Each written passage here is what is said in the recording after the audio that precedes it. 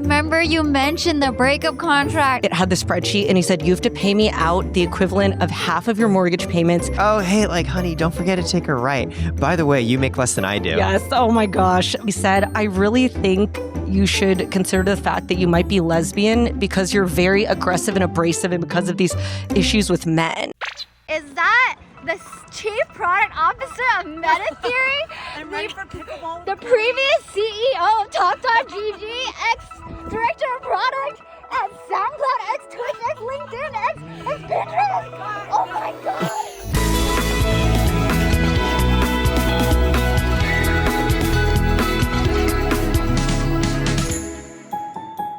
JOMO. Yay! Welcome to the podcast, Kristin. Thanks for having me. This is my friend, Kristin, who has been one of my also first... my friend. Maybe not as close. Oh, Newer friend. a new friend. Can't we just say our friend? Our friend, Kristin.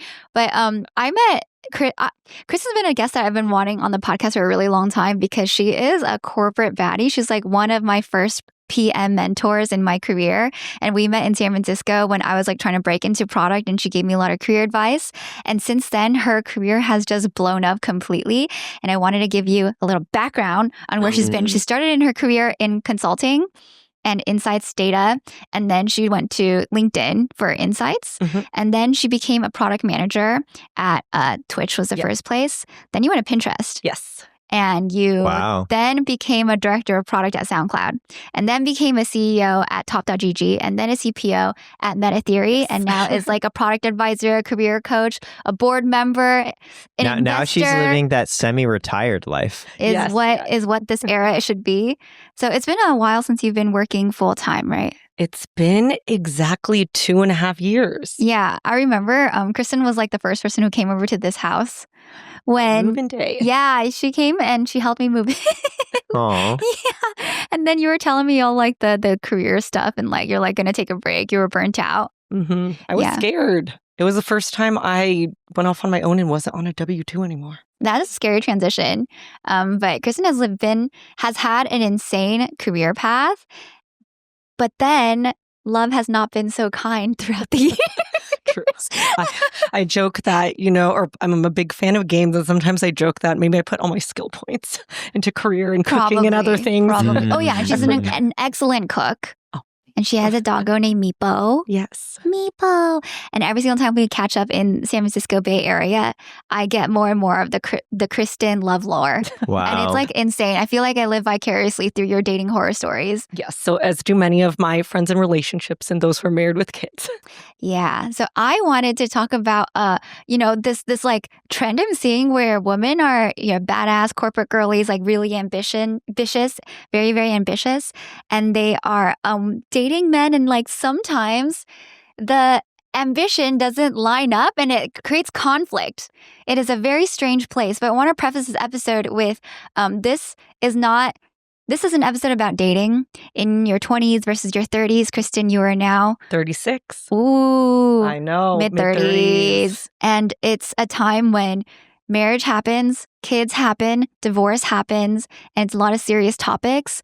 And like dating is a very sensitive topic on the internet. So please, please, please be kind. We don't want this to be like a Haiti, venti session. It was just sharing a couple of anecdotes and stories that's happening in today's time and see if there's a perspective that might be helping people find love or be more kind and empathetic towards everyone's stories. Because this is hard. I don't know how I would date right now. Like I would freak out. I would lose my mind. I mean, Chloe, you were doing pretty well before. No. I don't think I when I was dating before Kevin, it was a shit show. I think I'm so lucky. Yeah. I cannot say I would do well. I think you do better than you think. Thank you. But it freaks me out. I think you do well. It's rough out there. Yeah. And I think what's interesting, and we can get into this more, is that I think I've come through a bit of maturing, and I used to really approach dating like I did my career. I'd be like, oh, the ROI just isn't panning out. Right. But, it's not supposed to work out with everyone. Just have to go through a few cycles to meet that person. For some people, it's shorter. For me, it's a bit longer, but can get into it. Yeah. Okay, let's go. Which one do we start at? Oh my gosh, there are so many. I mean, we met in, I think I was my mid-20s or late 20s. Okay. in San Francisco. Were you at Pinterest then? I think I was just switching from Twitch to Pinterest, and that's when I started dating someone, and we did get engaged at some point, and I ended the engagement 3 months How long had before the you wedding. How long had you been together before engaged? So hindsight is everything, but we were only together for 9 months, but we had known each other for longer. And I also broke a lot of my non-negotiables. So lesson 1, don't do that. What were those non-negotiables? So some of my non-negotiables were that I wanted to at least be engaged for, I think, a minimum of a year. But in this particular instance, his mom was not doing well health-wise, and he used that to really pressure me to have the wedding sooner, etc. My mom says COVID saved me because we had to delay the wedding for 1 year. So we ended up being together 3 years. Because everything got pushed out. And I think maybe I let my guard down because I had known him before. We actually had worked together at LinkedIn. You huge were company. co-workers? Yes, but we only had one meeting together. We didn't know each other. Were you peers? We were in totally different groups. I was in data. He was in product. We had one meeting together, and later he confessed that he actually wanted to ask me out after that meeting, but he didn't. Wow. That's so fast. This guy on a dating app. down bad for you. I think so. We matched on a dating app when I was at Twitch on Hinge, actually. So we didn't date till much later. Yeah, not at LinkedIn. Yeah. Later. And then what's interesting is I remember in the beginning, I was dating a bunch of people. I'd actually gotten out of a 7-year relationship. 7? With my college boyfriend. Oof. So there's a lot of lore. Oh my God, I didn't even know this. Oof. So you're out of the 7-year one. Yeah, you're seeing a lot of guys. For a bit. So what about this man captivated you? So what's interesting is when we first dated, it was okay. We went. Oh wow! It wasn't even good, Chloe. You know that's You didn't even like him? That's the honeymoon period, and you're like, it was fine. That's what everyone wants to hear. I promise it will make sense. We went on 3 dates over the course of 3 months, which when I look back, awful. It sounds awful. I think I was traveling, he was traveling. Okay. That makes a little more sense. Because when you're really into somebody, like once every 30 days seems right. I told you I had to learn some lessons the hard way, right? I look back and I'm like, what was I doing? And then fast forward, I thought it was okay. Good manners. Like I keep hearing the word okay. SF is rough, I will say. What is that quote? The odds are good, but the goods are odd. SF is rough. I would say it favors women in terms of you're in San Francisco. You're the hot commodity. You should be. This is the time in your life to have the highest standards possible, not to settle for. We had a really great product meeting 2 years ago, so once a month for 3 months, that's okay. Oh my gosh, I know. It's rough. Okay, but at some point you were like, "Yeah, I'm into this." What about him, Kristen? Spill the tea. Okay, so this is what's crazy. So after the 3 dates, he actually asked if he could call me, and he told me that he didn't have time for dating. Sorry, wait. You're sick. Sorry. Yes, he asked if he could call you. Yes. Like, that is a high ask. I mean, I call people when I've pick up the phone and call me. But yeah. The saddest thing at the time, Eric, when you kind of are used to below the bare minimum, even some of my friends were like, wow, people just ghost. That's amazing. He called That's you. True. That's how bad things are. That's true. Fair. At least you didn't ghost. No, see, I have this belief, right? Your standards of romantic relationships and dating, they're set obviously by your family, your parents, then also by your limited experience, by popular culture, and your friend group. And so what happens is, if your standards are here and all your friends' standards are here, you build a positive feedback loop where you just keep all your standards down there. I can't believe your friends are like, wow, he's asking if he can call you. And you're like, yeah, I know.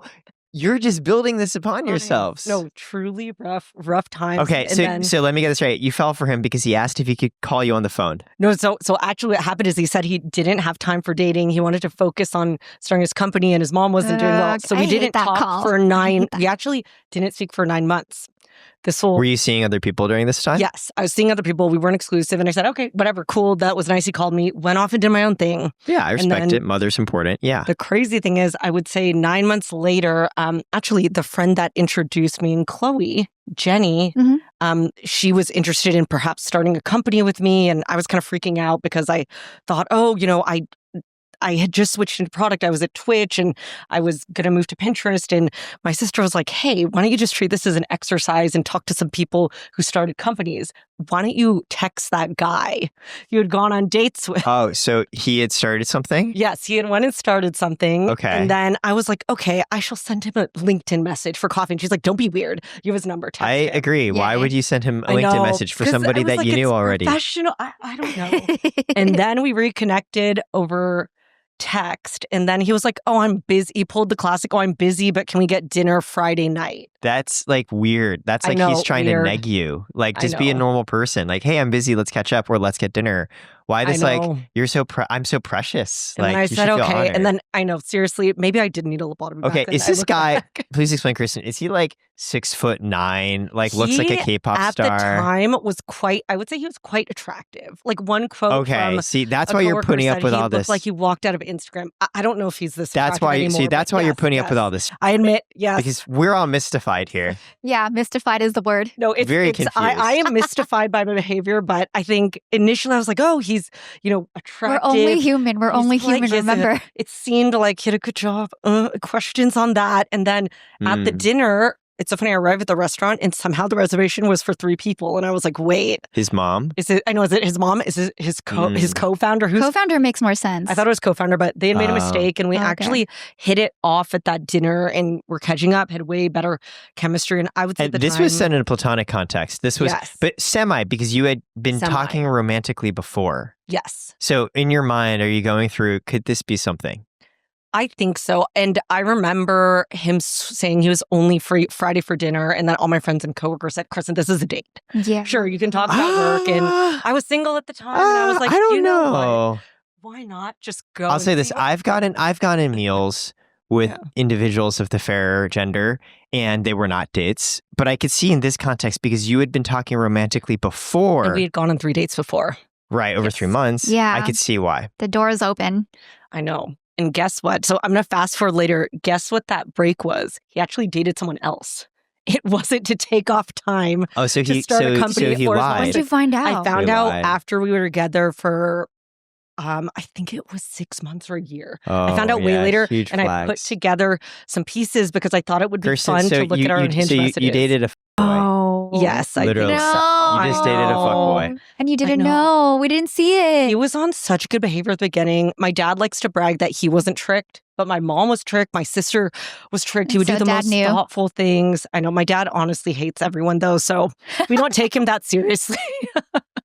But he would do super thoughtful things. Like my sister was switching into design and he was like, oh, do you want to, like, can I help connect you to people, et cetera, et cetera. I remember I didn't like my PC case. He went over, I was living with my sister at the time. He went over when I was busy and rebuilt my PC and got this case I wanted. Wow. And so I Chloe, I fell feel like that pretty would hard. win you over. Build my PC for Yeah. me? Yeah, Yes. I would. I know fear, we did the I fear case that would thing. work on me. No, that totally worked on me. I'm sorry. And he was quite attractive at the time. Okay, I can see. So when did you begin to realize this was a no-go? So I would say, looking back, hindsight 2020, I think things started breaking down after we got engaged. My mom has this theory that he saw that, I had my condo in SF, my career was stable, came from Wait, good family, et so cetera. was he not in a good place with his career? So he had left LinkedIn and he was starting a company with his co-founder. Okay, so two And, questions. One, yes. LinkedIn, was he like mid-level product manager? He was, I would say he exaggerates. Many people have reached out and noticed that he Yeah. exaggerates on his profile, but I believe he was entry-level product manager Okay, because so- LinkedIn also only allows you to switch over into Right, so entry-level. brand new product manager, Yes. and then his company, like, was he paying himself a salary? I don't think so initially. Ah. And he had moved back with his aunt. And okay, this was a big mistake on my part. I don't do this anymore. He basically started living with me and I was paying everything. Oh, wow. You were paying for him. 100% of Yeah. rent Wait, slash mortgage? what was the Yes. explanation behind why you were paying for him? I think I anything, felt bad because it's he usually the other kept way around. saying, I know, this is my mistake. I think that, family background, I'm the eldest sister. I'm the oldest of all my Oh, cousins. no. My mom's one Kristen, of you were 7. his I know. meal ticket. Basically, yes, that's my mom's theory. And when I look back, it's so obvious. But, when you're in it, it is so hard to see. And I think I'm just naturally, I just like helping my friends and my family and everyone, and I like to fix things. I think that's been a lot of my career. You like a good project? I know, a good project. I'm working on it. Fixer-upper? I know. I need to retrain myself. Is this the eldest daughter of immigrant parents Yeah, thing? it really I think it is. So I was totally doing that, and I was like, oh my gosh, he's going after his dream, and he, I have to support him. And now I look back and I'm like, what on earth was I doing? Any moment during this, because like I could see a world where that makes sense, right? Where, hey, your partner, he's taking a big jump. Like I get it, right? You want to support him. But was there any part of you that was like, this is a little off? I think yes. And my poor therapist at the time was like, Kristin, your poor therapist. You need to sign a rental contract with this person. Like he can't just be living with you. He could literally to pay for squatter. Everything after 9 months and have him live in your place is actually crazy. And I did put my foot down with my therapist's help, and I said, hey, I noticed that, he would be spending on this random stuff. And I was like, wait a second, you have told me this story where you have no money for basic needs and stuff. And I was like, you need to at least pay me a little bit towards living here. Yeah, it's symbolic. I didn't even charge him market rent. And he also, this was such a red flag looking back. I brought up having the idea of a rental contract, and he was so triggered by the concept of rent. I would say fast forward when we were engaged. And I think this is where... I can't believe you got engaged for this man, I know. Kristin. What was I doing? I look back and I'm like, what on earth? What do you think was going... So you think it's just the eldest daughter syndrome, the desire to fix things? I think multiple things at play. He was hot. Okay, yes, hot. I know, shallow. Look back on that. Fine. I had thought he was on a good trajectory. I initially thought hardworking, etc. is serious. Clearly was kind of a boy, but then was saying, oh, I'm serious. I want a partner. I want to settle down. I think age was a factor. I think I was 28, 29, 30. How old was he? He was 1 year younger. So he's like, this is like a baby boy you're mentoring and funding here. I know. Mama. I know. There's more lore around this.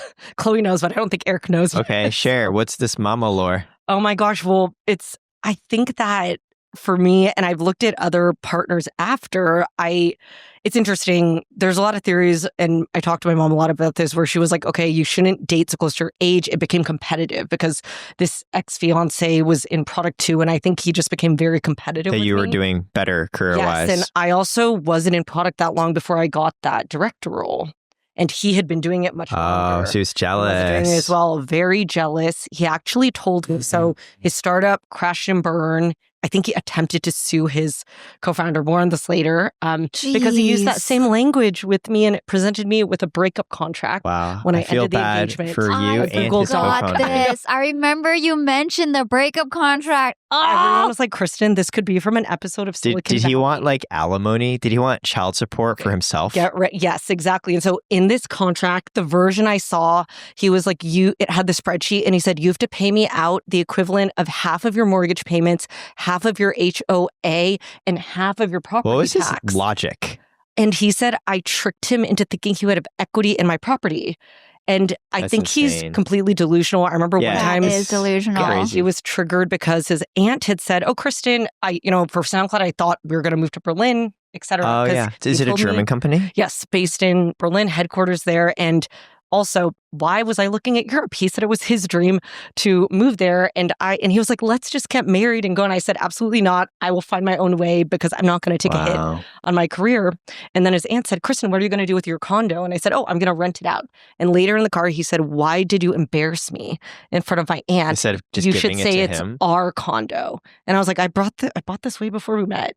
So when this happened, did you just put your foot down in that moment and say, no, this is my condo? Yes. Good on you. And what was his reaction? I did. And he was furious. And you still, and then you were like, and you still stayed I don't know why I him. didn't walk away. I think part of it was when his startup crashed and kind of burned. You felt I bad. was like, oh, I don't want to abandon him. And then I thought he was saying crazy stuff. I thought he was just going through a mental breakdown, and I didn't want to, abandon my partner during that time. And he was saying crazy stuff. He said, when he was looking for a job, all my friends, all my network stepped in to help. And I remember at one point I got kind of frustrated because I was like, wait, I'm bending over backwards asking my network, you should also lean on yours, right? And he said, Kristin, no one wants to help a white man. You have it so easy because you're an Asian woman in tech. Because he was so jealous. So he's self-victimizing. Yep. What? I know he couldn't handle that I was getting all of this inbound. And I said, it's because I've been working on creator economy for a while and that's kind of blowing up. Holy cow. I know he could not handle it. And Who says that? I know who The says POC that. card? And the crazy thing is I look back and I'm like, wait, I'm not okay with that. But I just was like, oh, he's having a mental breakdown. This can't be the guy I initially, like or maybe fell in love with, etc. And how I finally ended it? My sister and my best friend had to sit down and they were like, Kristin, we think this guy is going to kill you. And I was shocked. I was like, what? I actually think that's a very valid assessment of the state of things. Oh, because you my can't Lord. predict how he's going to act. He's not having normal reactions. And he, I think, got really comfortable because my best friend at the time lived in the same building, or we'd hang out with my sister and brother-in-law. And I think he got comfortable, and it was just based on the way he would speak to me. And they said, we support you no matter what. We're not going to tell you to leave him, but we think one day if you don't leave, he is going to end up killing you. Question, does he still follow you? So after I remember I broke up with him. He had gone to this Bitcoin conference in Miami and they had the intervention. And I said, okay, I need to do this. And he had also pressured us to get a dog, Mifo, actually, and did not help at all with the dog and was actually mean to the dog. Insane. And I was like, I can't let this slide. Like, I need to end things. And I think there's one straw that broke the camel's back. He had me rearrange my entire schedule to go pick up his dry cleaning. And I said, are you kidding me? The dry cleaning place, if you have 15 minutes in your schedule, it's super close, go get it. And he's like, no, I just have no time for the conference. And I was like, seriously? Okay, I'll get it. And then I remember I'm going to embarrass myself, but I was cooking and cleaning and doing everything. And I was a breadwinner, but he wanted to socially be the breadwinner. And so I remember sitting at lunch and I was like, wait, do you have any meetings on your calendar? And he was like, no, I'm doing nothing for half an hour. And I was like, no, we're going to get the dry cleaning right now.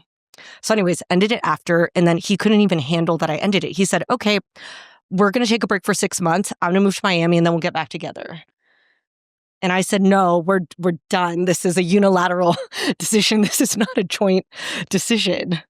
Oh, Lord. We're done. And then I would think I was being too nice. I was like, okay, you don't have to move out. You can stay here until you figure out your living situation. It's fine. We had to cancel the wedding, unwind all of that. And I remember it was this 2-week period when I left SoundCloud, ended the engagement, and it was right before I started my job as CEO of TopTG. So it was crazy. And he was very triggered by me taking that CEO role too. And it's strange. His behavior just wasn't kind of predictable, as you were saying. Right. He also would say things to me like, oh, your career is going nowhere because you don't work in Web3. We should put all of our resources into my career because I work in crypto. It's good that you didn't do that. Massive ick. Massive ick. Ew. So does he still try and reach out to you? So he initially did a little bit because we had to kind of unwind, wrap things up, unwind. But then he started being very strange. I think he was purely delusional. He actually went through his Instagram, kicked out all my friends and me. Yeah. But then when we had to meet up because I had to buy the Tesla from him. Okay. He pushed us to get a new car. We totally did not need a new car. I think he was kind of obsessed with status, etc., because he had sold his Tesla to start a startup. But I was like, okay, I'll just buy him out when we break up. And he actually withheld the title for almost 2 months. What's the title? The title of the car. To transfer ownership. Okay. Yeah. And he was kind of avoiding me and it was like, I'm not free. And I was like, hey, you need to meet with me and sign this. We can meet at a public place. Yeah. And it was so strange. Imagine it was a Monday, Tuesday afternoon. I was just wearing workout clothes. He specifically wore an outfit as if we were going to an anniversary dinner date, and specifically wore gifts I had given him. Dude, I've had an ex do that too. I know, what is that? Yeah, they wore the watch that I gave him, and then like the $400 jacket I gave them, and we're like not even together. And then I'm just like, why are you doing this? They're playing mind games.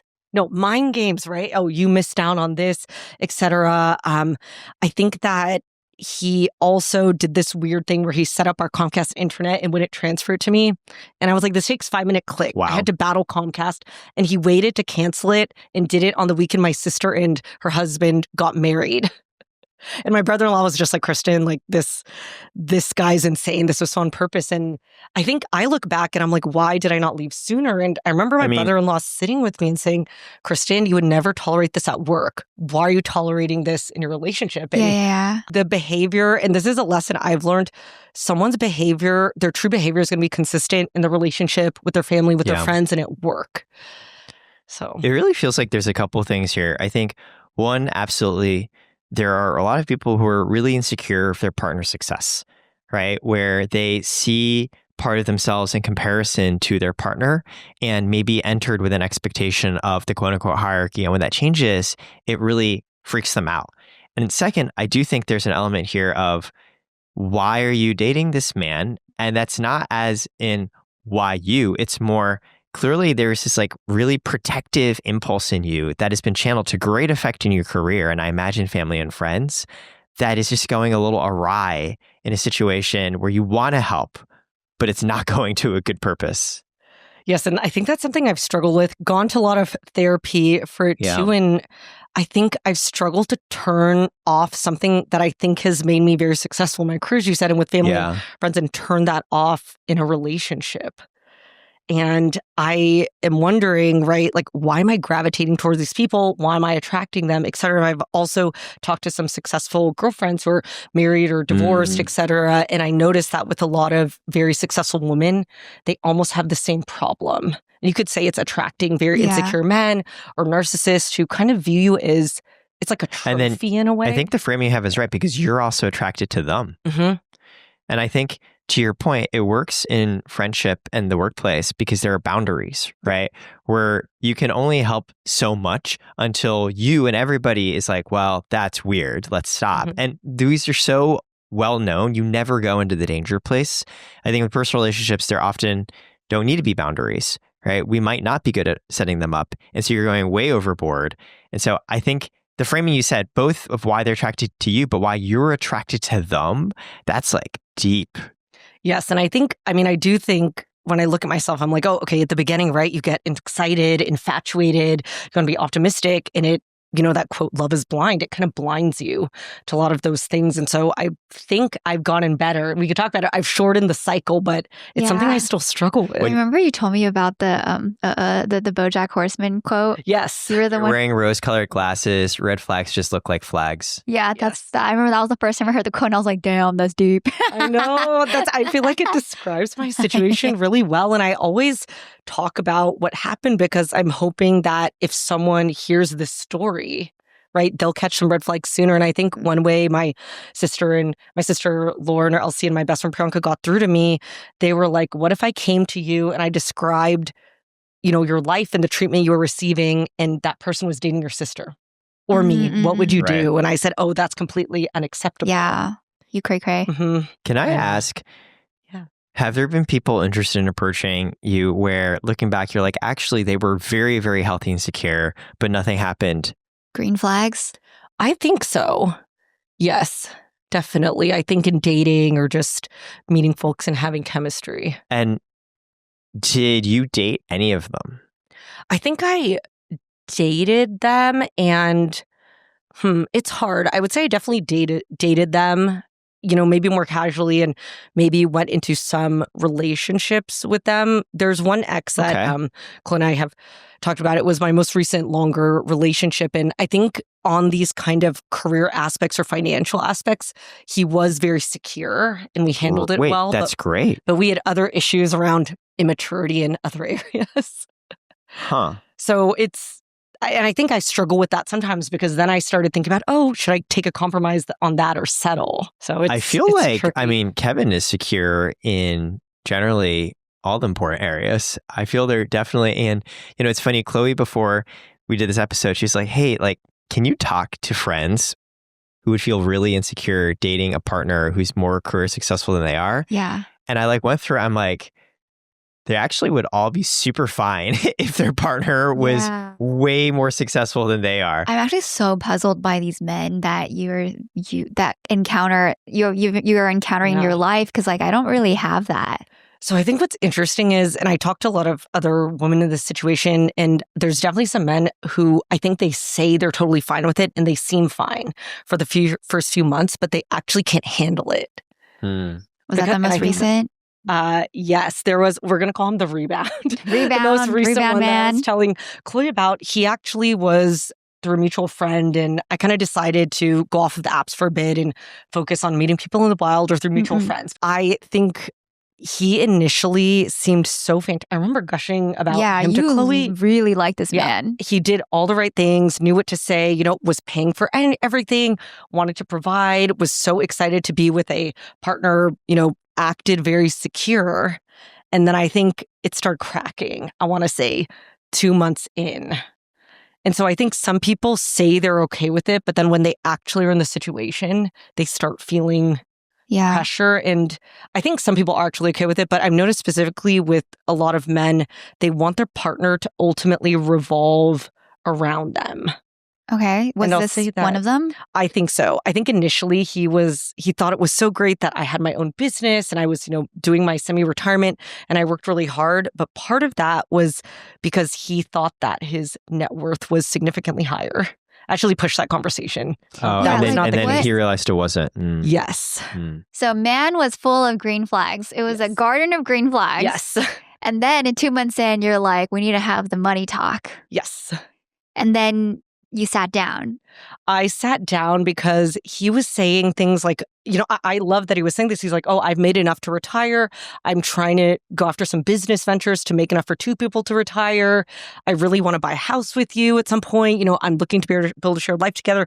All the things I want to hear. You can work optionally. I was like, oh, amazing. Music to my ears. And then I said, finance and financial values, I think, are so important in a relationship. And, talk is kind of cheap. I need to hear some numbers, especially if we're talking about a house in the Bay Area. Yeah. And so I decided, I was like, okay, you know what? I don't really want to waste time. So let me just see if he's comfortable having the net worth conversation. Yeah. And he realized yours was higher. Yeah, he went first and I was like, oh, that's great. And then so you pulled it up on laptops. You're on laptops right now? No, we were on laptop. We were just verbally talking. Actually, verbally. Okay. Talking. We would do the laptop check later, but we're verbally talking. And then I also was like, wait, I think he's a little delusional because the number he said, I was like, this is not enough to retire in the Bay Area. Okay. But also I saw him have such a visible negative reaction when I said my number after. Right. Like I could just tell. Can you role play it? Like he kind of was like he was driving and I could just see him kind of like jolt a little, recoil and jolt, and his face was kind of like. You had this conversation while driving, I know, oops, not parked. Maybe that was not a good idea. Well, he was talking so confidently about having so much to retire, etc. I was like, okay, put your money where your mouth is. And the way I speak is very different. Like I'm still like, hey, I want to save, I want to invest. This man wasn't actually secure. He was secure in the sense that, oh, well, at the end of the day, his net worth is higher than yours. Yes. Like this is a sacrosanct fact. So it allows him to be generous. But then when he realized that wasn't true, the insecurity came through. Yes. And I think that he would talk about financially providing for a lot of his exes. And I think when I dug in more, it was more about control versus being generous. Ooh. Which I've noticed is kind of a theme, right? With him. Mm-hmm. So he liked to be the provider. Yes. So and he would be offended if I offered to pay for something or paid for something. Which is like a totally other type of person, by the way. If the first one you described is trying to get everything paid by you, the second one's like, no, let me do it. So you brought him up originally in the context where I said, have you just dated a secure person? So, oh gosh, yeah, I don't know. I would say he qualifies. I thought he was secure, but was not. So maybe I just haven't dated a secure person. I don't think it's on you, though. Know. I think that there are areas that I'm very secure in. There are ones that I'm not secure in. I think most people are not secure in everything. I'd say your husband, Kevin's one of the few that I've seen seems pretty much secure in most things. Yeah, I think him and his friends are surprisingly really secure. That's fantastic. I'm really confused. Yeah, I think my most recent ex, not this rebound, he was Yeah, right. He was more secure in his career or more Right. secure about where he wanted to go. We definitely had an ambition gap, but I appreciated that he was very upfront. Initially, when we started dating, he said, "Hey, Kristen, I just want to bring up the fact that I know that you're a lot more established than me in your career, your net worth, your life. I want to make sure that's not an issue and we still figure out together and respect each other." And I thought that was so refreshing. Yeah, I like that. Yeah. So what went wrong? Oh gosh.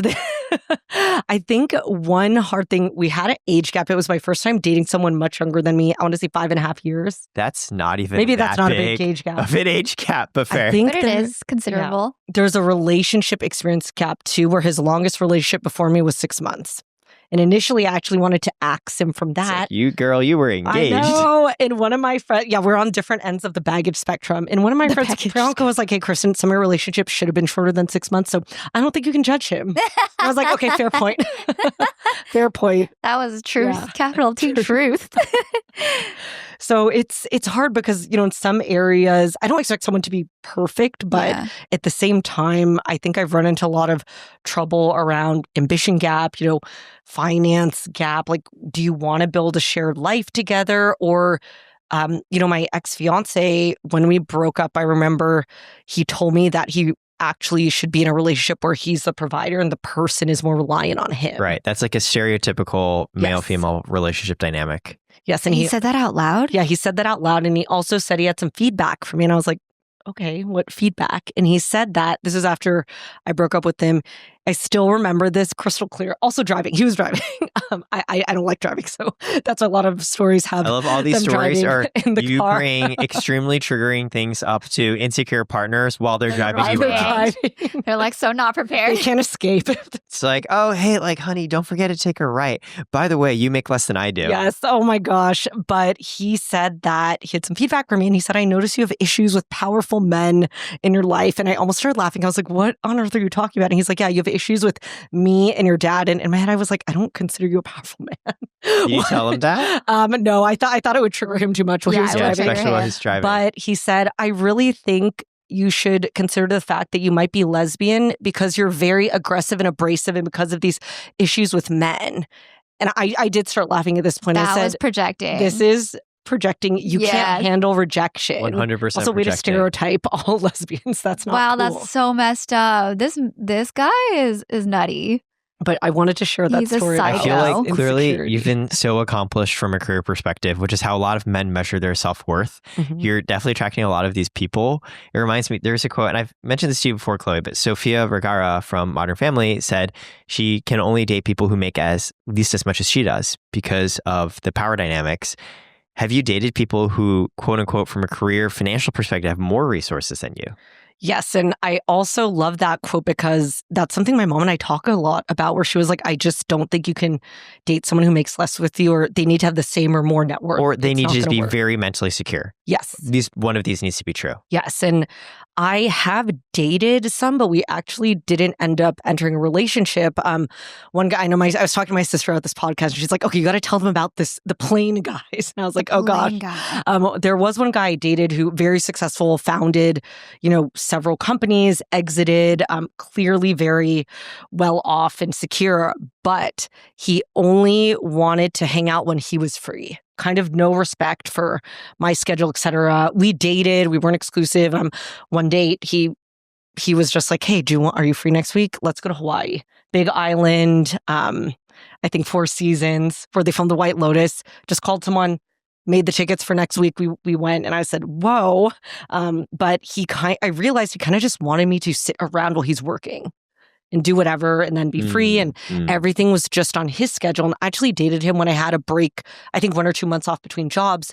And he kept bringing up and asking me, "Hey, like, wait, when you go back to work, how busy are you going to be? Right. Is this going to affect us hanging out?" And then he also brought up at some point, but I think we were on the trip on the plane. He was like, "You're just so amazing at product. Maybe I should consider hiring you." And I was like, "Excuse me, we're literally on a date going to Excuse Hawaii." me. What I will on say- earth? Date turned interview. Yes. This sometimes, recruiting. I remember when 𝙃𝙊𝙆𝙎 met his future wife, 𝙃𝙊𝙆𝙆 off a Bumble app. He also said the same to her and it worked out. But he also has a very healthy sense of security. Mhm. It almost feels like this is another manifestation of control. Yes.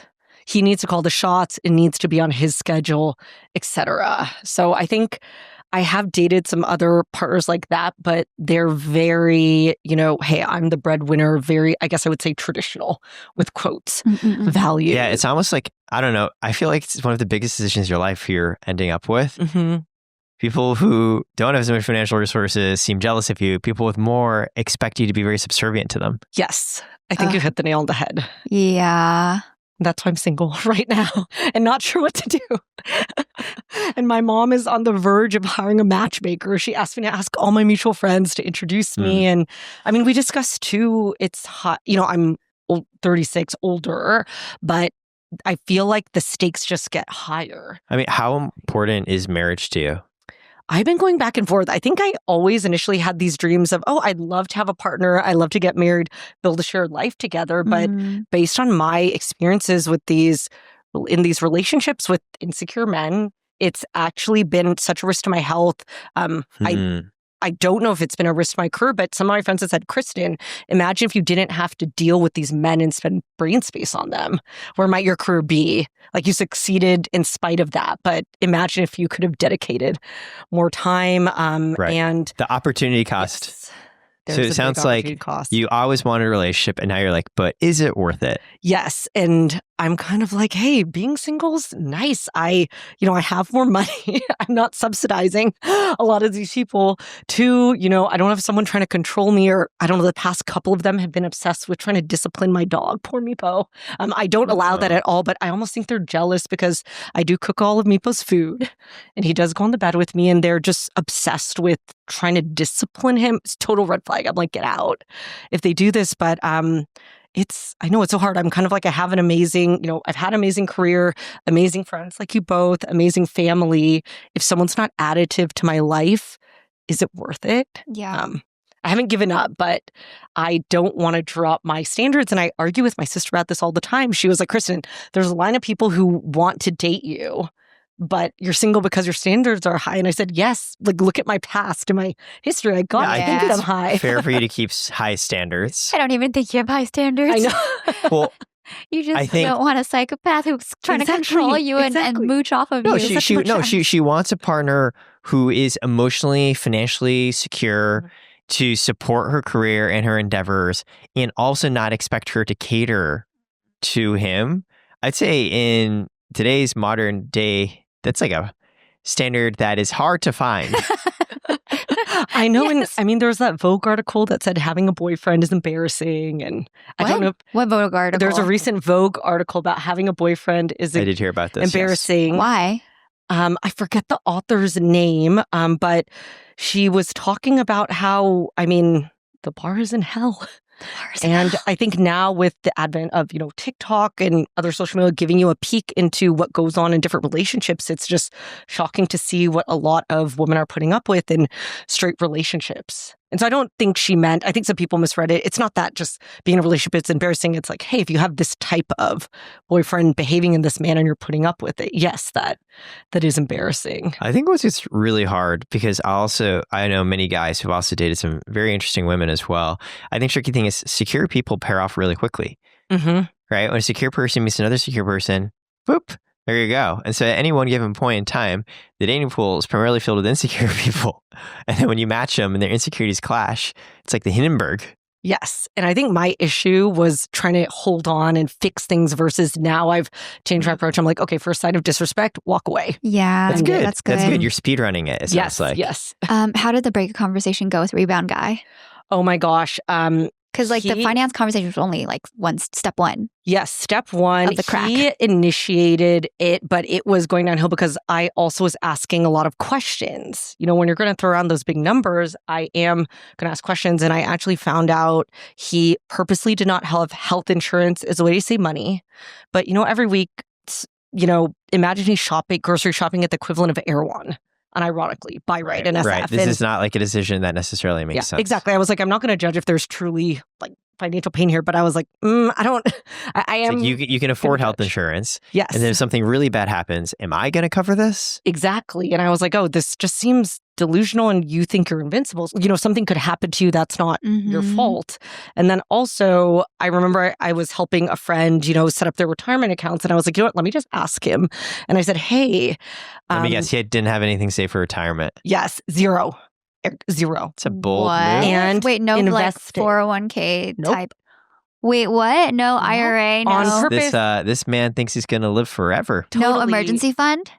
No, and he was, all of his money, he would tell me he was making this big bet into these businesses. And I think the way he described it also made no sense. I feel like a lot of these folks, if you're insecure, you're trying to flex in a way. And so truly he was just buying some franchise businesses or buying businesses that a lot of folks were trying to sell. Yeah. The way he described it, he would say, oh, I'm doing private equity on an individual level. I remember my sister was like, excuse me, like, what are you talking about? I'm doing mergers and acquisition by buying these groceries today. I know. I'm acquiring these items, these commodities. Like, gosh, you know, corn futures up the roof. Good thing I bought these corn puffs at a good price. Exactly. And so I think it's hard because he kind of knew what to say, but I've learned my lesson. I was like, I'm going to drill down and ask more and more. And my therapist was like, Kristin, why don't you leave? And I was like, well, I was busy. I was going to TechCrunch disrupt in SF and staying with him. So I figured I'd deal with it after the conference. I can admit that. I feel like my conclusion is, so there's a saying from Mark Manson who once said, hey, if you think you're worse than everybody else, or you think you're better than everybody else, these are just symptoms of the same root cause, insecurity. I'm drawing a corollary here.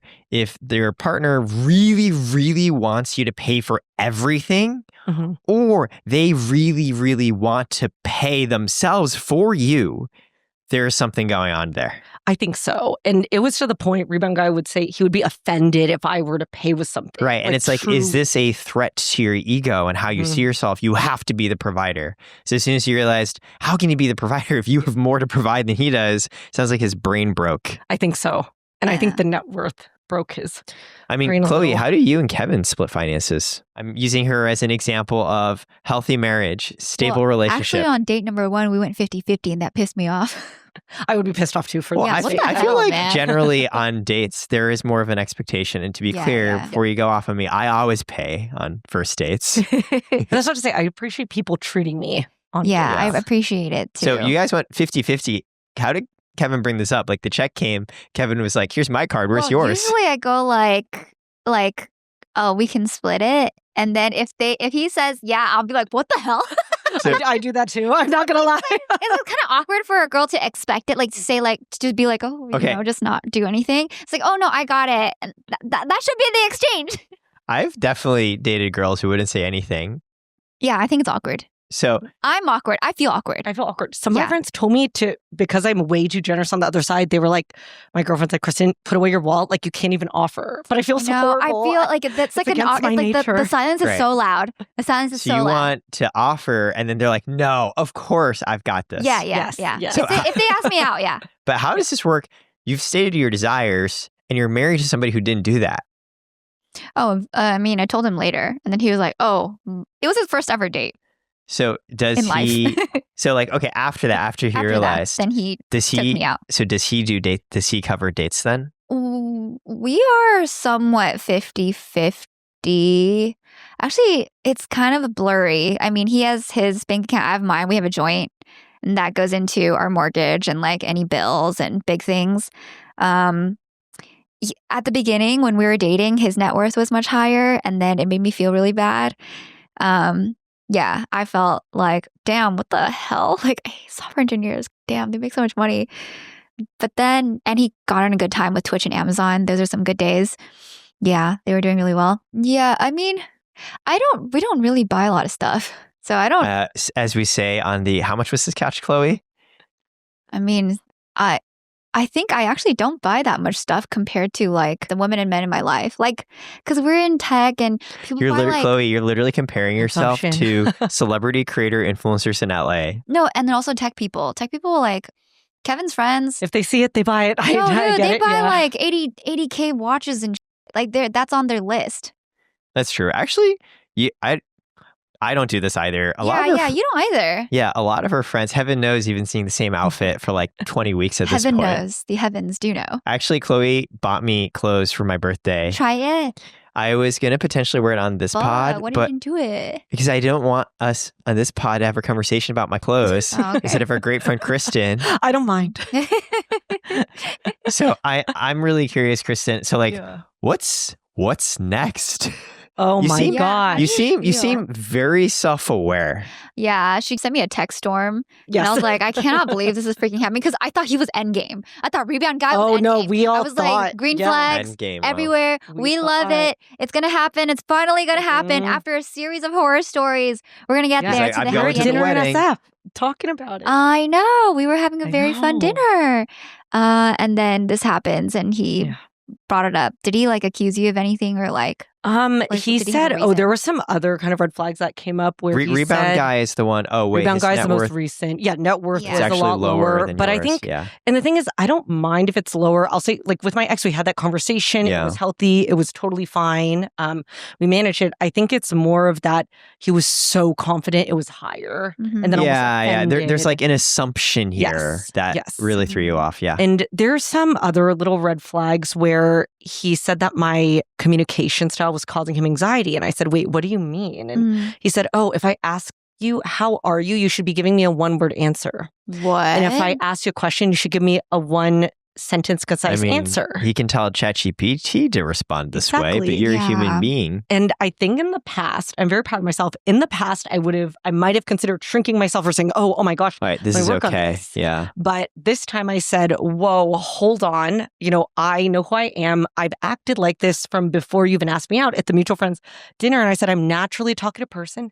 This is what my friends So, about, Kristin, my I family, love et this, cetera. but I love your like my moment of triumph was I was like, no, I will not just say I know. one word We're when you ask me starting how down I here. am. Like, I will, in fact, it is important to me to be able to say Yes. multiple words, and I will stand by this. Absolutely. No, I said, I'm not going to be in a relationship where I can't be myself. I'm not doing that That's again. great. It reminds me of Gemma Chan's character in Crazy Rich Asians. I Where have not seen the movie What the heck? Whoa. How are you? How because what? I'm not crazy or rich Wait, enough what? Yes, wait, you or are. Asian enough. Yeah. movie. No. Okay, I guess you're not Asian enough. Oh What? my gosh. Eric, I'm offended, Eric. I'm offended. Why is this? What? What's wrong with you? Why? You didn't watch Wait, Wicked. Please explain to You me. didn't watch K-pop Demon Hunter. Please explain to me that the most important Asian American movie of generation is not even about Asian Americans. It's about like obscenely rich plutocrats. Like, is this what I'm supposed to relate to? It's a romance. this supposed movie. to be- It's Romance, a it's romance cute. movie. It's, Right, it's where our a first woman gets breakthrough. whisked into the rich prince's family. Like, is this what I'm supposed to aspire to and watch and be like, this is my life? And here are values that call Fun out to movie. me. Fun. It's fun. There's Yeah. many characters. It's cute. It's just cute. So there's a big difference between this is escapist, and I appreciate this, as this is the calling card of my representation on screen. It was the first all Asian cast in Yeah. 30 years since Joy Luck Club in Hollywood. And so you just saw Superbad. Chloe just saw Superbad for the Yeah, first that was time. awful. She didn't like it. That So was if an every awful character movie. in Superbad happened to be Asian, would you be like, no, I our wouldn't like it. I generation's wouldn't like anthem? it. No, I wouldn't like it. I have a fun Well then. fact. What? So John M. Chu, his family has a restaurant in Palo Alto. Yeah, I was yeah. a hostess there You were? in high school. Yes. Dude. And They they all come went up. to my high school Pinewood. I have a massive Yeah. crush on John M. Chu. She wants to bring him on the podcast. That Well, I think it'll literally, never when happen she's if I say writing this the out loud. the mission of this podcast, it was basically bring John M. Chu. I It was an think it interview could happen. question. Perfect. It was an Chloe interview has question for manifested editors. so many things. I still remember us having lunch in SF. And I was like, Chloe, remember me when you're going to be famous, please. No. She All is your dreams are going to famous. come true. Oh no, she do be that famous now. Literally every creator I meet, they always know Chloe, Oh, and I'm like, I know her too. everyone and the people recognized me from Chloe's videos. I was like, Oh, that's cool. like yeah, what? she was in some OG like Oh. before the They time. cannot believe. They're like, wait, you know Chloe? And I was like, yeah, I went to her wedding. I've known her forever. So she is famous. Crazy. So, as you said, you now have reached a point of self-confidence where you will not let a man demand you only say one-word responses. It's a Yeah, great start. absolutely. Oh my gosh. I know. I mean, I was down here. My Now sister you're like, at one point here. literally, with my sister, I'm very close, as you can tell, but she literally told me, she was like, Kristin, your hobby is being used by these mediocre men. And I was like, okay, I mean, that's kind of true. And she's like, for your next goal, when you date someone, like the finances need to net out. You cannot spend more on them than they give you. Like, we need to fix I these think issues one I at a think time. that's pretty fair. Like, Eve, Yeah. at least from your perspective, At be like least even. 50-50. Ideally more, but at least 50-50, not a massive imbalance. And so, yeah. Man, if you were friends with these guys, first of all, I you wouldn't be friends with You these wouldn't. guys. I just That's why the hypothetical fails. I don't know how to bridge this. I'm like stuck. I don't understand the men. I don't either. And I don't know. I'm like, do I go back on the dating apps? Do I just try to meet people through mutual friends? I'm kind of just in this place where, I'm semi-retired. I joke it's my side quest era. I'm just, I have my own business. I do my startup advising, fractional CPO work, exec and career coaching. I dabbled in some content creation. Yeah. StatSig invited me as a career to their conference. I remember. I'm on this podcast. I'm doing my cooking, hanging out with my family and friends. So I don't know. And I think what's so hard for me is I do get frustrated because I'm like, well, now I actually have a lot more time for dating. Versus when I was doing those other startup roles, CEO, CPO, director, I was so busy working and it was so hard to prioritize. And now I'm just like, okay, I have all this time for dating. And I actually thought people might be less intimidated because now I'm not working full time. There's a difference between not having a job because you don't have a job and not having a job because you have too much money, Kristen. Oh my God. I don't think the latter helps them feel less intimidated. I think it's worse. It's worse? It's like, hi, I'm Kristen. I'm just a girl. I don't have a job because I'm rich as Oh my God. Yeah. Doesn't work that way. And then they're like, I think I don't try to flaunt it like I feel like a lot of these men do. My sister said I had to share this quote. There was this other guy I dated who literally, told, I think he cooked dinner, which was very nice for me and my sister and her husband. And he said, oh, like money just flies around me. And their faces were just, what? Sorry, what? Money flies around me. This guy I dated said that to you? Yes, in front of my sister and her husband. And he was also, I would say, insecure and very kind of flashy. Like, I remember him bragging to us. So, how do we make sure you don't even get to the stage with these people? Because you're dating weirdos. I don't know. I know. I need screening. What does a therapist say? What did your therapist say? Oh my gosh. She said, she does say that I've made a lot of improvement, but she told me to read this book on codependency. And initially I was like, wait, I'm not codependent, but I think I didn't understand what that meant. And she's like, Kristen, you're obsessed with taking care of people and fixing people. Yeah. And this needs to stop. You need to get lazier. Yeah. But like your partner is not 𝙊𝙊𝙈. Come on, Kristen. That's cute. I know. And I you said, don't get to pick and choose. Maybe you should go back and work again so you can, when the love happens, you're like, oh, I have real work to do. I know, I'm busy. I can't Maybe fix it's you. worse. I know my mom was thinking of hiring a matchmaker, and then she's also like, I don't know. My sister also was wondering, she's like, should I build a website and auction you off? I think Chloe was like, should I auction you off once? This was a while ago. I'm scared. I'm scared too. You're like the reverse K-drama. You should get a job where you're like humble and they meet you. And then it's like, from what I know of Crazy Rich Asians, which I don't know much, it's the reverse. And then they find out. Yeah. Maybe I have to go on a dating show. I think we talked about this. Oh, yeah, that's right. Oh, God. It's hard, but I think right now I said, Rebound Guy was pretty recent. I think that was a month or two ago. Yeah, so recent. It was recent. So I said, how long do you take in between romantic entanglements? So I think it depends. After I ended the engagement, it was about 3 years. Oh, okay. I think I started going some dates after a year because my friends and family were like, Kristen. Yeah, they're like, get out there. Yeah. Do something, but no relationship for 3 years. It was just, I think I was very angry. I wasn't attached to the ex-fiancé. I was just very mad at myself for putting up with that. And I also think a lot of this, it's been hard. I've lost trust in my ability to pick men. My therapist told me she doesn't think anything's wrong with me. She thinks my picker is off for men. Okay. Yeah. So we're trying to work on that. I think with my most recent relationship, I think it was 2 months before the rebound. And that's why I thought I wasn't rebounding at the time, but everyone's like, Kristen, I think this is rebounding. Oh, I see. So now I know when you're rebounding. I don't know. I think when we ended things, I realized I think I told my sister and she was like, wait, are you even sad? And I was like, no, this actually just made me miss my ex. So I think it was a rebound. I just didn't feel anything towards this guy. I don't think he'll ever listen to this, but sorry if he does. He might. I think he also has some issues too, though. So who knows? And yeah, I'm like, I have such a nice life. If I date someone, it needs to be additive. Yeah. And I think maybe I was just impatient. And I think that it is happening more and more. I do think in this era of life. I've dated people who had more money than I did. Yeah. Women you're very out-earn secure, male though. partners I in would 45% of I think US I'm households. like normal secure. Yeah, I think Yeah. Eric is normal secure about Yeah, that. I don't think I'm like it threatens you at all. super secure. Kevin's also like very like, oh hell yeah, love that. Yeah. Love how you're Yeah. making more now. And Kevin tells me like I'm his biggest investment Oh, in Chloe to the moon. And he came in pre-seed Well, stage. yes. did. And you both are supportive. I think some of the That's men I've cute. dated are more, when that happens, they become more competitive That's weird. because they have ego issues. What if you just when literally audience went correct. on these? You're like, hey, so my net worth is really high. And I say that not to flex, Yeah. but because I just want to make sure, It's is this just a something filter. you're It's okay caused an with, issue. or is this going to be weird?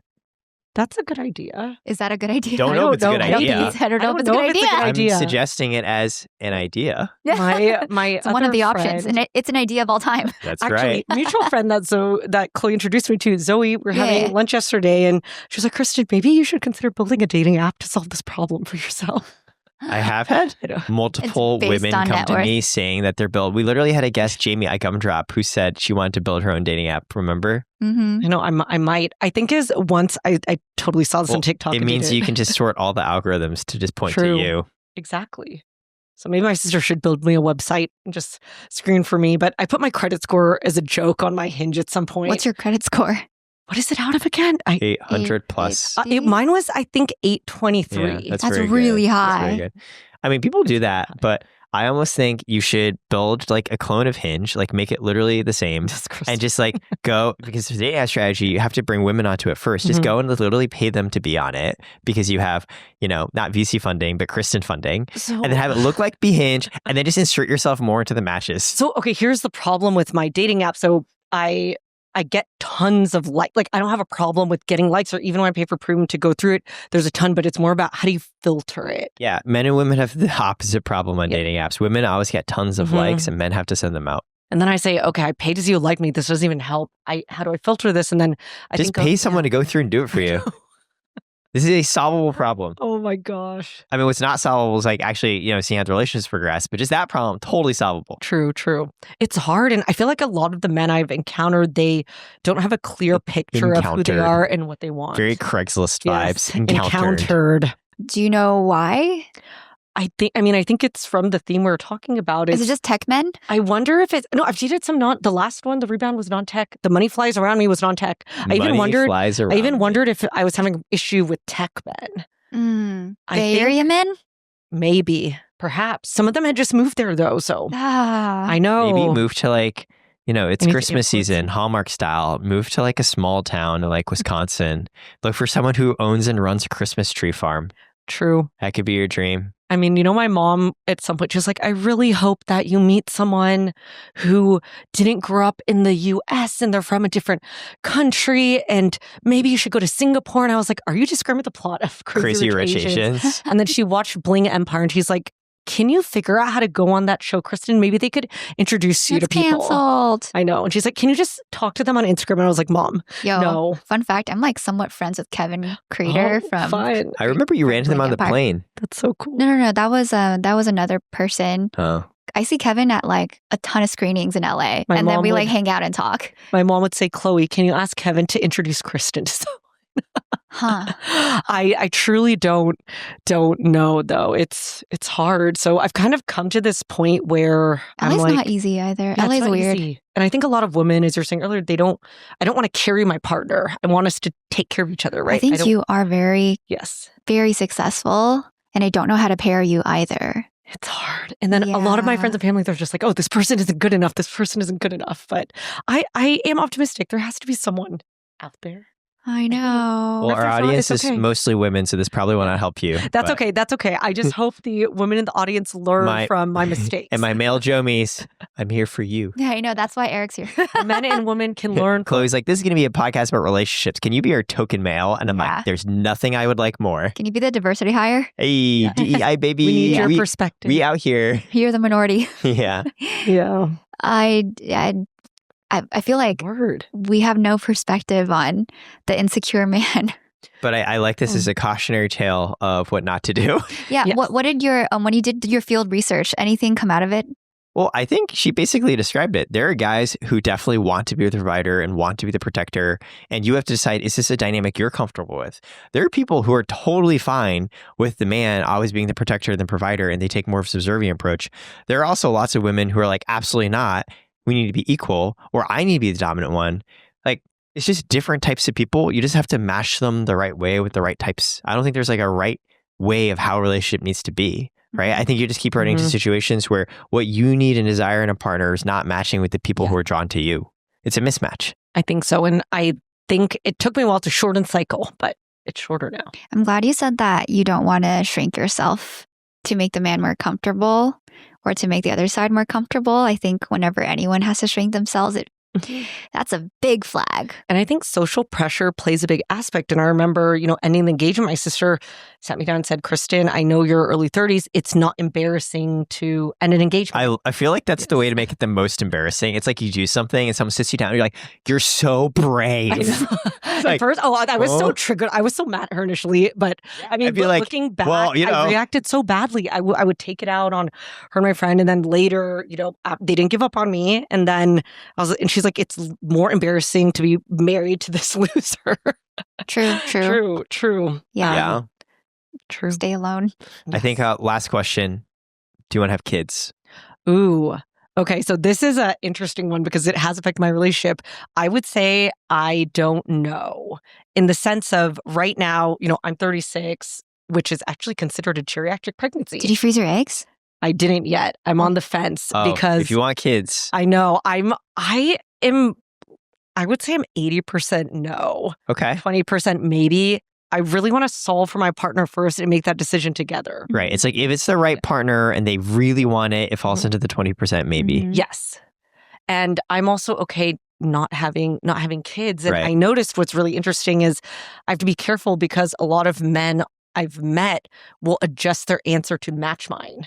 Even though I'll be like, wait, you said yes on the app. Is this correct? That's and interesting. Even my ex, he thought that I think they think because I'm a woman, I will change my mind. And how could I not want to have kids? And I was like, no, I'm very fulfilled. I have a free kid, Meepo. I have my nephew too. Meepo. I have my nephew. And so I think that was it. That's a decision for me. I'm trying to figure out, should I freeze my eggs, this year ASAP or not? I do regret not doing it at Pinterest because I pay for it. I know. But hey, what if you got a job at a tech company just to people have $20K suggested a year. that. Yeah, I think it's $20K and then you have to pay storage, et cetera. And it's $20K per round. I think. Per round. And if you fail, yeah, and you lose half at each stage. Wow. Or I would say viable eggs freezing, and then also to actually create embryos, you can lose up to 50% or more. So I would say I'm on the fence, but I really would not want to have a kid with someone who's not the right partner. Yeah, that's important. Yeah, Hello. better to be alone than lonely in a relationship. You have not frozen, if I recall. Yeah. Yeah, I didn't.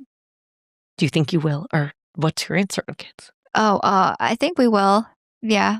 She always phrases this as every year she has a birthday, she says another year of not having teenage pregnancy. Yeah, of surviving teenage pregnancy. Hey, that's true. What about you, Eric? Kids? I think it's actually similar years and like maybe, right? I think that it falls 80% no, 20% is the right partner. And everyone I've dated has either been similar to me, because I think, if you're like 80% no, 20% maybe, and you date someone like 100% yes. Oh, yes. Like, well, there's obviously no world this is going to work. Totally. And it's hard for me too. If someone's 100% no, I was like, I don't know if I'm okay with the 100% no yet. Oh, I think I'd be okay with 100% no. But I'm also okay if they're like, yeah, maybe. I wonder if you should just have all the filters ready to go. Yeah. My questionnaire. Just ask them on the date. Send them a survey. Google survey. I mean, let's not make this too romantic. Be like, here's my 15-point questionnaire before we go on our date. Yeah. Wait, actually, let me introduce something that I found helpful on my dates. Before we meet them in person, do the screening phone call. Oh. Because if you can't even get along when you're just talking on the phone, this way you won't be distracted by the eye candy if you meet them in person. True. Do you get distracted by eye candy? I think so. And then I was. She clearly did that first guy because he was just attractive. I'm also like voices and accents will do a lot. Well, then the phone call is still going to get you. So I know. Maybe be careful. Feed it through an AI voice neutralizer. So it doesn't matter who you're talking to. It's like Love is Blind, but everybody sounds like a robot. Microsoft HAL. That is good feedback. And we have to remove all the bias. And my brother-in-law actually did that with my sister, and they're married. That's what I'm She was telling you. shocked by the phone screen. You got to do the phone screening. Well, maybe I'm not going to call it screening. Just do a phone call. So did you block rebound guy? Oh, he did send me that strange text where he sent me a pic.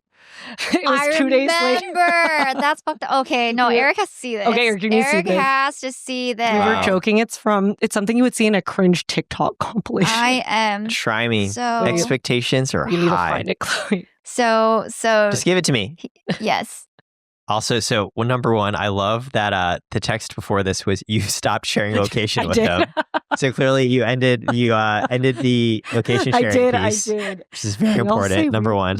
And number two, to give you context, you were texted a photo of just like a stock image of a bouquet of flowers. Yes. And the text that accompanied it was, sorry, was sending to a buddy. That's what I do with my homies. I send him photos of stock flower arrangements coupled with the hope you're doing okay. Yeah. So, I just didn't respond. What I would like to say. So weird. And you can also unsend it.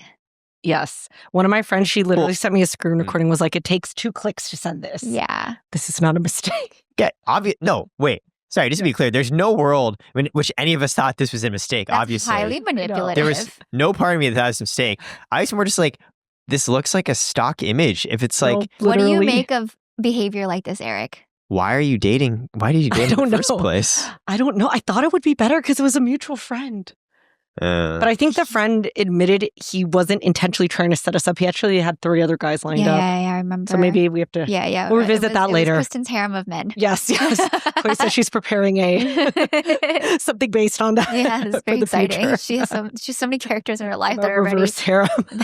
ready to be in line. Vaguely fun thing to do. Do you use ChatGPT a lot? I do. ChatGPT should just sponsor me at this point. Yeah. It should give me brand reads. Yeah. So you should go and put in the prompt using everything you know about me. What do you think my ideal partner is like? Ooh. Okay. And it's actually fun. I'll try See what you get. Jomies, let us know. What did ChatGPT say for you? From my memory, it's like pretty accurate, right? It's like a partner who is comfortable supporting me emotionally in XYZ things and feeling support in other XYZ things. I just gave the most generic answer possible. That was really generic. Because I don't know. That's so unhelpful.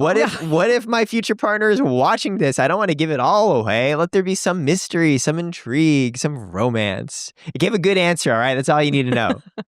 Can't reveal all your secrets yet. I think I once asked Chloe this question literally on the last podcast. I was like, what do you think my ideal partner is like? Do you remember? Kind of. Yeah, there was like a long pause. And the only thing she could come up with is being able to hang out at events was her conclusion. Well, I think it's pretty important, actually. It's like one of the traits, I suppose. He goes to a lot of events and likes to do his I love thing. In her years of friendship, this was her one conclusion and takeaway. I don't give dating advice anymore. I just ask questions. Yeah, Chloe's like I don't do that. Dating radar is just off. So was mine though. I think I've decided not to give advice from here on out. It's okay. Just model through example. Yeah, I think it's too personal. Dating and love, romance, everyone has their own. Like I'm never in their shoes, so I don't know. Yes, so basically discount Chloe's advice unless you're literally Chloe. Yeah, unless you're literally me. Then in which case, find your Kevin. Yeah, but everyone has such a distinct, unique sense of what they want and what they don't want, their risk tolerance, and whether or not they'll just do it for the plot. And whether the plot turns out. For the plot. Yeah, I think a lot of people do it for the plot. It's kind of fun, actually. I know. I mean, I do have a lot of lore to share for doing things for the plot, but...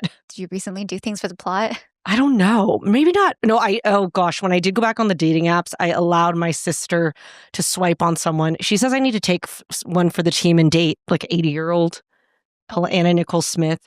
I let her match someone for me on the app and I had to go on a date. This was the 50-year-old or the over 50-year-old guy. I'm concerned about not only your judgment, but your familial line's judgment. Yes. I think that's fair. No, I think that's fair. The concern has been extended. I think that's fair. She says it's my job to secure a PJ, a private jet for the girls or a yacht. I don't. Chloe supports this.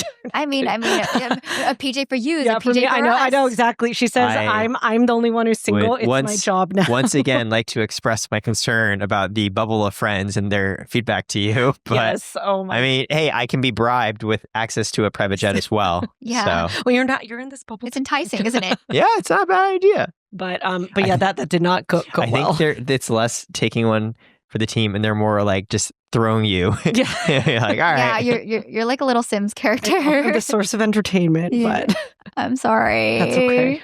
What would you tell Kristen, late 20s Kristen? Oh my gosh, I think that there's so much advice, but I think late 20s Kristen is don't be afraid. You got to walk away at the first sign of disrespect. First sign of disrespect, trust your gut, walk away. I think we're often taught to kind of, override that gut feeling or work hard. I would say a lot of it is like that Asian upbringing, right? Like suffer through the pain. That's You can true. solve it, keep working I agree it. with And this. I think over the years, I've gotten better and better at trusting my gut, in all these other aspects of life, but it's been harder in relationships. See, I love that. If they made a representative Asian American movie about this, I'd watch the shit out of it instead of Crazy Rich Asians. That's a good life lesson. It's a good life lesson. Yeah. Mhm. Yeah. Well, that's why you're watching JOMO for the Well, life lessons. I feel like Crazy Rich Asians, the ending with the mom, it was a Mhm. good boundary setting and like letting. She did walk away. Yeah. she walks away. No spoiler. Okay, I It guess went on for so no, okay. long. You should Oops, just watch it. What's wrong Eric, you with need to you? watch it. You need to watch it doesn't You need to entice watch me. it. I'm like, sure, let me just watch some person's escapist fantasy of like marrying a billionaire into a royal Literally family. read so much manhwa, How- webtoons, manga. I don't- You read It's such a good very, plain a lot of movie. I don't you. read this in It's manga. just cute. It's the same. This does themes, not the appeal to same me. It's themes. just such a big piece of pop culture. Yeah. I feel. I'm totally fine having missed this. It's like not watching K-pop Demon Hunters. That, you know why. That's okay, not fair. I You admit I know- watched that a few weeks ago. You know why I'm waiting for that one. Because you want to wait for a girlfriend. I'm going to wait. Well, there's two situations in which I would watch this. First one is my future girlfriend. We can watch this together. If that doesn't happen in lieu, I also accept watching it with Jeremy. But he's also, Jeremy, aka, you might know him, Lord DIY's husband. I've also expressed, I'll watch it with him. Because he won't watch it. He won't. He also won't watch What it if with your me though. future He's girlfriend has refused. watched So it already. I'm waiting. No, not the right one. She'll pretend. She has to not have watched K-pop. She'll Demon pretend. Hunters. Good luck on your love adventures. I am Thank sorry the men. May your future, I'm going to borrow your terminology. May your future encounters prove fruitful. I Yeah. hope so. Thank you. And if you have any eligible bachelors that you know in your circles, feel free to slide into the DMs. Yes, but maybe Chloe and Eric need to vet them first for me. I feel like Chloe and Eric have entirely different tastes. I do have an And entirely different You will taste. either end up with like binomially distributed, completely different spectrum people, or just like nobody, Yeah, don't trust me. or also schizophrenic who appeals to both of us, Oh, Oh, oh, or dual we'll see. personality. We'll see. A lot can happen in a season. So I know. The next season. the next season, the Puffing next season's update. up. Actually, I do like Jomis to know I'm not perpetually single. I was dating someone at the beginning of JOMO, and I dated someone else during the year-long off-season of JOMO. It's just something about when Very JOMO single comes now. back, when we're right in the mix of things, that's when I happen to be single. That's why I have so much time to come That's and when he has yap with time. her. That's when he has time. That's why I have. Yeah. Yeah. It's true. But there was a relationship in the off-season. Happened off-screen. Mm-hmm. Mm-hmm. Mm-hmm. Mhm. Thank you for being here, Kristen. Thank you, Kristen. Thank you for having me. Appreciate you. All right.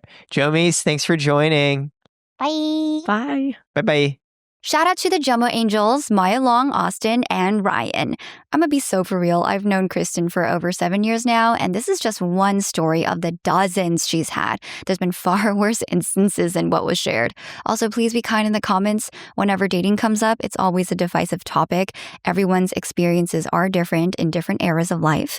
And I just thought that this would be a very insightful conversation to peek into the life of the modern day career woman in her 30s. Hope you enjoyed it. That's all for now, and I will see you next week.